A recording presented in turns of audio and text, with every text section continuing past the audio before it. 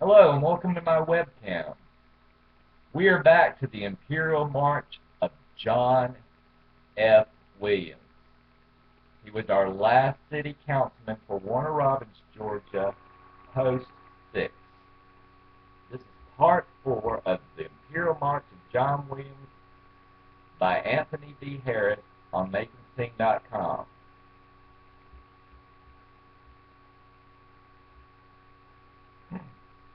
Within 2 weeks after the assault, Hank filed for restraining order. He and the Wilsons were granted a temporary restraining order immediately. It was a mutual order, as Jeff Wilson explains. We applied for the actual restraining order, and the order said that we had to have a hearing in 30 days to see if you keep that restraining order in effect. We had that, and instead of it being just a restraining order for John, it got turned around into a mutual one at the same time, Terry asked. And on the same day, Jim Elliott produced the will, the forged will, a will that no one had ever seen before. Of course, John and Eleanor Williams disagreed. According to both of them, they found the will in the pocket of Marjorie's fur coat. The will was found in the coat pocket of my sister's fur coat hanging in her closet, states Williams. The copy of the will that was handed to your humble correspondent does raise questions. Why a woman who was married to a man for about 24 years would only leave him $10 and her best wishes for health and happiness is baffling. Everything else she leaves to her son Dale with love and devotion in bold black letters. The same can't be said about the lettering in the phrase health and happiness when addressing what she leaves for her husband. That everything includes stocks, bonds, personal property, CDs, life insurance, real estate, etc. And then under section 6, the will states that Marjorie's appoint Elmer D. Jackson Jr. Dale as executor of this will to serve without bond. Should Elmer D. Jackson Jr. be unable or unwilling to serve, then I appoint my attorney, Jim Elliott. Should Jim Elliott be unable or unwilling to serve, then I appoint John F. Williams Sr. to act as the executor of this will.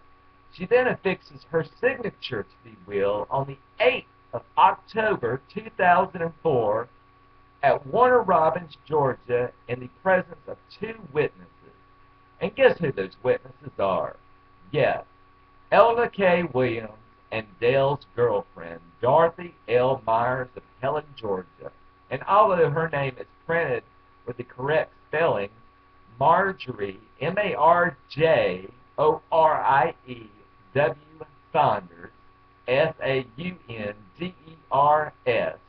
her signature is spelled Marjorie W. Saunders.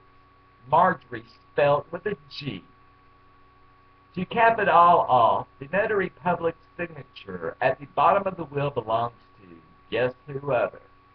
John F. Williams Sr. It is his signature above the stamp that states Notary Public, Houston County, Georgia. My commission expired July 10, 2006. Nowhere connected to the stamp is the name John F. Williams Sr. The Wilsons took a copy of the will to a handwriting expert who concluded that the signature was a forgery. The Wilsons' attorney, Greg W. Holt, filed a petition with the courts with the caveat that the will was a forgery. The courts ruled that this will is a forgery. The pre-warrant hearing for the assault that happened in June was scheduled for October 23, 2009. Hank had received a witness subpoena to appear the day in the case of Officer C. McCluskey, Warner Robins Police Department versus John Williams.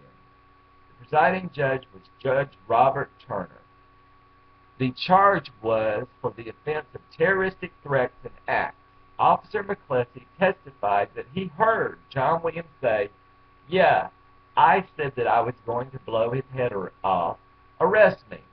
On October 26, 2009, an order was released by the Magistrate Court of Houston County stating that there was not sufficient probable cause established to justify the issuance of a criminal arrest warrant against the accused.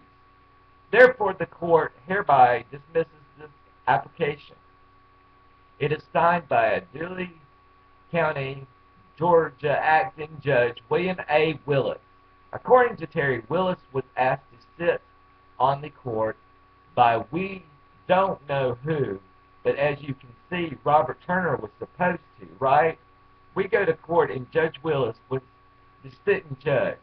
Jeff interrupts. The thing that is so bad about this is that this was just a pre-warrant hearing. This was not even to say that he was guilty of anything. This was to see if we could take it to trial to see if he was guilty. Yeah, to see if there was probable cause. I think an officer testifying that was said is probable cause, states Terry. And it is shut down, by this judge from Dooley County, adds Jeff. Right after Officer McCleskey testified, he left the Warner Robins Police Department. According to the Wilsons, we went and tried to talk to him, and they said no. He is no longer here. He has been gone for about a year and a half. We thought, that's funny, right after he testified for us. Yeah, right after he testified for us, he kind of disappeared. Somebody maybe gave him a job in Atlanta or something like this. Whisk him away from Warner Robins is the only thing I could figure, concludes Jeff. My attempts to get in touch with Officer McCleskey failed as well. Apparently, no one that I have spoken to knows where he is. I want to now bring to your attention the cell phone case. The same thing that happened with the cell phone case, it was sent to the magistrate court, and he was arrested and indicted within a week. You see how many months it went for us to get through the magistrate court? And you know who the judge was that heard the cell phone case against John? Yes, Robert Turner. So if he excluded himself from our case, why didn't he exclude himself from the cell phone case?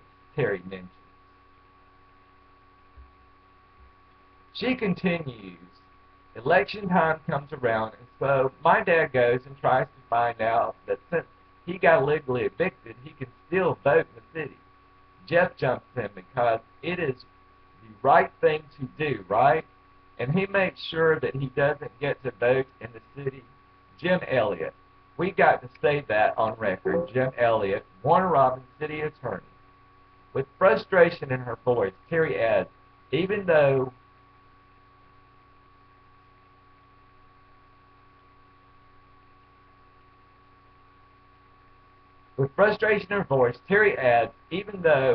it is not his fault that he is not living there anymore. Hank was staying in the motorhome at Ponderosa, MHP, corner of Highway 96 and I-75. He got illegally evicted by Jim Elliott, and he still can't vote. I want to include here that the copy of the Board of Elections report that was given to me was signed by Joanne Shipes, Registration Election Supervisor, Houston County, and was also sent to Jim Elliott, Warner Robins City Attorney, and Vida Rawls, Warner Robins Election Superintendent. This will be continued.